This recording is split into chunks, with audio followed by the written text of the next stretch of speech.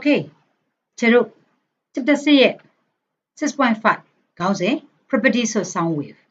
တို့တွေကဒီခန်းမှာအတန်းနဲ့ပတ်သက်ပြီးတော့ရှေ့ပိုင်းဒီမှာလေ့လာခဲ့ပြီးသွားပြီကျတို့ခြေကံပညာအထက်တန်းဆက်မှာတော့သူကတော့အမြင့်ဆုံးပေါ့ဟုတ်ပြီနော် Okay properties of sound wave ကိုလေ့လာကြအောင်အရင်ဆုံး pitch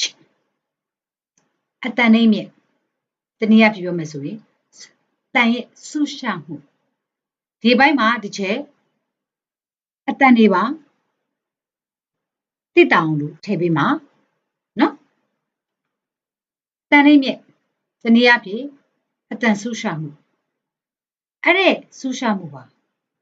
အတန်ရဲ့ကိုယ်ပိုင်ဂုဏ်ပုဒ်တစ်ခုဖြစ်တယ်တနည်းအားဖြင့်ပြောမယ်ဆိုရင်ကျတို့မှာစုညံတန်တွေတာယာတန်တွေရှိတယ်စုညံတန်တွေဆိုတာကနော်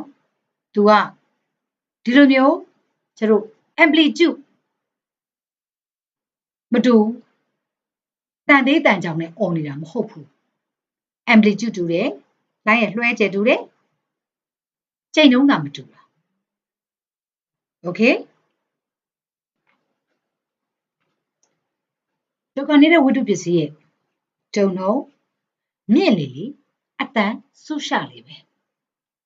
တုံနှုံးဆိုတာ frequency ပြောတာဟုတ်ပြီကလေးတွေလေအကောင်ချစ်ပြီးអော်တဲ့အတန်အဲ့ဒါအတန်ဆူတယ်အမလေးနားထဲမှာဆူသွားတာပဲဆိုတာ yes okay တုံနှုံးနှိမ့်လေလေအတန်ဆူရှာမှုနည်းလေလေပဲဟုတ်ပြီ okay pitch definition နေနဲ့လာနိုင်တယ်လို့တမတ်တန်နေနဲ့လာနိုင်တယ်အနည်းဆုံးကတော့ concept ကိုသိရမယ်ဟုတ်ပြီစာလုံးပေါင်း PITC pitch ကိုပေါင်းတယ်သူက frequency နဲ့ပတ်သက်တယ် the pitch of the note how high it is determined by its frequency ဟုတ်ပြီအတန်နဲ့မြင့်အဲ့ဒီအတန်လိုင်းရဲ့ချိန်နှုန်းပေါ်မှာမူတည်တယ် the greater the frequency the higher is the pitch ချိန်နှုန်းမြင့်လေလေအတန်ဆူရှာမှုရှိလေလေအတန်လည်းမြင့်လေလေပဲဒါဆိုဒီချိန်ကကလေးတို့တွေမှတ်သားလျော်အောင်လို့ချိန်နှုန်းစိတ်လှိုင်းလျားတူပို့ပို့ဆူရှာကြာရပါအဲ့ဒါက pitch ချိန်နှုန်းစိတ်တဲ့ higher frequency လှိုင်းလျားတူတယ် okay ပုံမှန်ကြည့်လေလှိုင်းလျားတူတယ် short wavelength ပုံမှန်ဆူရှာကြာရတယ် high pitch yes okay ဒါဆိုရင်ခြေတို့တမတ်တန် okay ပြီ let's go ဒီမှာပြောပြမယ်ဒီချက်မပြောပြတော့ဒီဗီဒီယိုလေးကိုထောက်လိုက်သိလိုက်လိမ့်မယ် high pitch ရဲ့ order နဲ့ low pitch ရဲ့ order ကိုဒီချက်ကိုယ်တိုင် pitch နဲ့ပတ်သက်တဲ့ဗီဒီယိုလေးကို download ဆွဲပြီးထည့်ပေးထားတာနောက်ကသင်ပေးမယ့်အင်္ဂလိပ်စာမှာရှိပါတယ်ကြည့်အောင်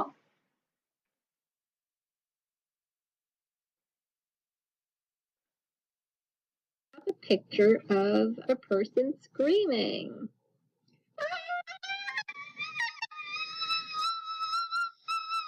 Yeah, just like that. Okay. And to help you remember the low-pitched sound, we have a picture of a ghost because that's the kind of sound a ghost makes. Right, just like that. So, a friendly ghost and a screaming person to help you remember high-pitched sound versus low-pitched sound. okay ကြည့်စရာလေးနော် yes frequency မြင်တာလို့ပြတာ okay ဒီချင်းကဘာဖြစ်လို့ dot မြင့်ဖြူအောင်လို့တက်ပြတာလဲဆိုလို့ရှိရင်ခြေတို့က amplitude ဆိုတဲ့လှိုင်းရဲ့လွှဲခြင်းတူတူပဲလို့ပြောချင်တာချိန်နှုန်းပဲကွာတယ်ဆိုတာသိစေချင်လို့ချက်တားပြတာဒါဆိုသိသွားပြီနော် okay တက်တက်ကိုသိပြီဒီမှာလဲဆက်ပြီးတော့နားထောင်ကြည့်အောင် okay ကြည့်အောင် Notes have higher frequencies and lower notes have lower frequencies.